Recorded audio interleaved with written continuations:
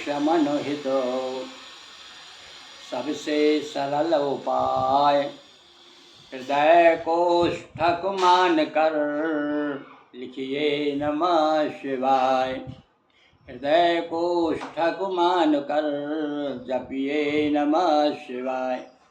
बंधुओं, भगवान शिव का मास यानी श्रावण मास, चारों तरफ जय जयकार बम बम की आवाज़ आ रही है। भगवान शिव का अभिषेक हो रहा है।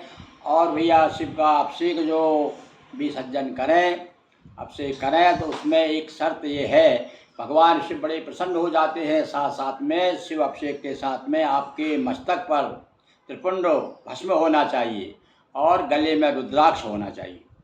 ये दो चीज़ बहुत आवश्यक है। बाकी सब सामग्री आप जानते हैं, बिना बिल्वपत्र के भगवान शिव तो कभी प्रसन्न होते ही नहीं हैं। बिल्वपत्र सर्वप्रिय है उन्हें। तो ये तो हुई अभिषेक की बात। पर विशेष रूप से आप जब अभिषेक करने के लिए बैठें तो आपके मस्तक पर भस्म होना चाहिए और गले में रुद्राक्ष। तो रुद्राक्ष की महिमा हम आपको इसके पहले बता चुके हैं। 14 प्रकार के रुद्राक्ष होते हैं, 14 मुक्ति होते हैं। उनका सबका वर्णन आपने बहुत आदर के साथ में सुना। आज हम आपको भस्म के बारे में, शिव पुराण सबसे प्रमुख प्रमाण भगवान शिव का लिंग पुराण और शिव पुराण है। तो देखिए, आज हम शिव पुराण से आपको सुना रहे हैं। शिव पुराण में भस्म की महिमा क्या दी गई है, भस्म का महात्म्य क्या है और भस्म क्यों धारण करना चाहिए, सारी बातें आज हम आपको चलिए शिव पुराण पढ़ के ही सुना देते हैं। बड़े आराम से सुनाएंगे, आपके समझ में आएगा। सुनिए। भस्म संपूर्ण मंगलों को देने वाला तथा उत्तम है। उसके दो भेद बताए गए। 2 प्रकार का भैया भस्म होता है। अब ये नई जानकारी आपको हो जाएगी। कौन सी? उन भेदों का वर्णन सुनो। एक को महाभस्म कहते हैं और दूसरे को स्वल्प भस्म। 2 प्रकार के भस्म के 2 प्रकार बताए, एक तो महाभस्म है और एक स्वल्प भस्म। महाभस्म के भी अनेक भेद हैं। वह 3 प्रकार का कहा गया है, श्रौत, स्मार्त और लौकिक। अब यहाँ श्रौत से मतलब है वेद पाठी, और स्मार्त यानी जो 5 देवताओं को जो पूजन करता है, 5 देवताओं को मानता है। कौन कौन से 5 देवता?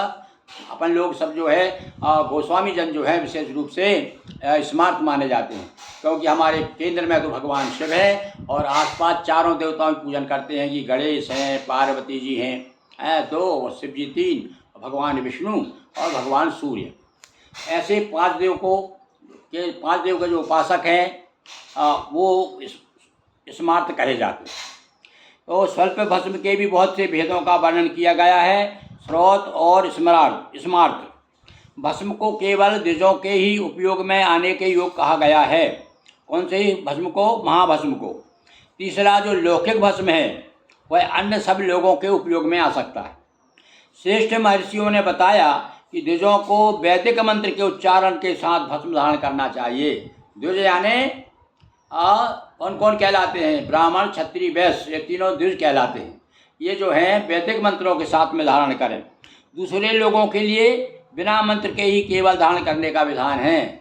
वो केवल ओम नमः शिवाय कहते हुए भी धारण कर सकते हैं। जले हुए गोबर से प्रकट होने वाला भस्म आग्नेय कहलाता है। आग्नेय भस्म कहते हैं, जो जला करके, कंडे को जला करके भस्म बनाते हैं।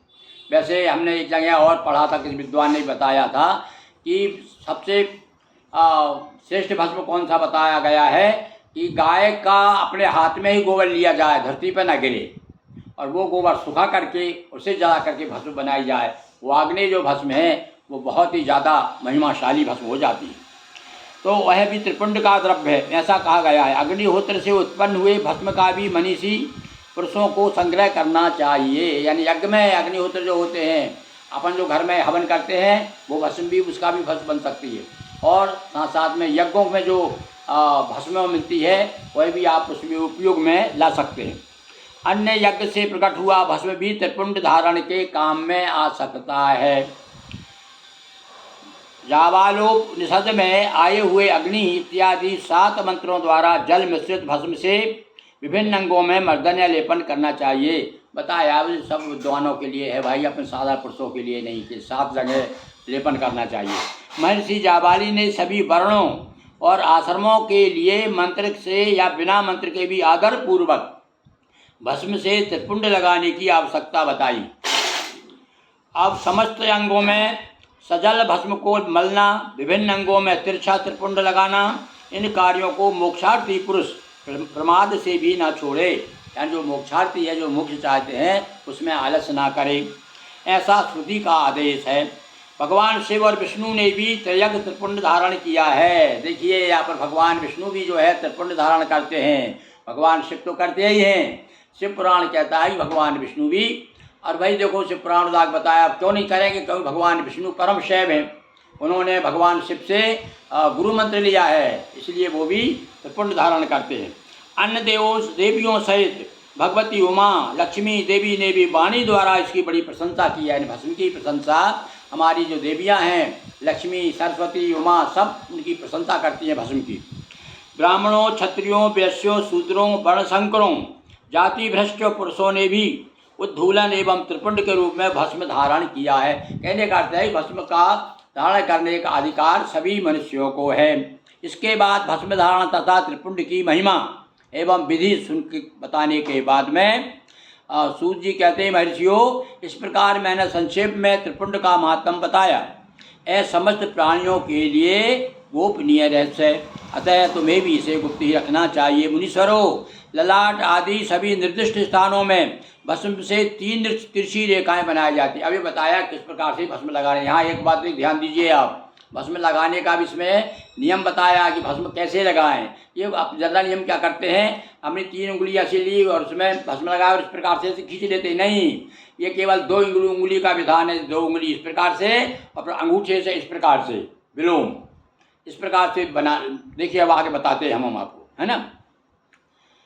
भौं के मध्य भाग से लेकर जहाँ तक भौं का अंत है उतना बड़ा त्रिपुंड ललाट में धारण करना चाहिए। फिर से सुनिए, भौं के मध्य में भाग से लेकर जहाँ तक भौं का अंत है इधर तक उतना बड़ा त्रिपुंड ललाट में धारण करना चाहिए।